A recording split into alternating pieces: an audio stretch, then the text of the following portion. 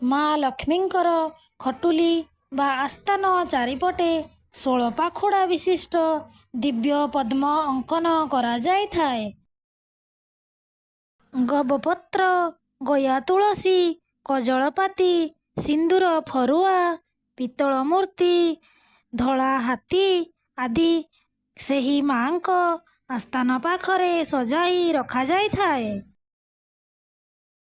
ପୂଜା ପାଇଁ ଶୁକ୍ଳ ଧାନ, ମାଣ, ଗୁଆ, ଖଣ୍ଡ ହଳଦୀ, କଉଡ଼ି, ନଡ଼ିଆ, ଦୁବ ବରକୋଳି ପତ୍ର, ସିନ୍ଦୁର, ଧୂପ ଦୀପ, 10 ବର୍ଣ୍ଣର ଫଳମୂଳ ଆଦି ରଖାଯାଇଥାଏ।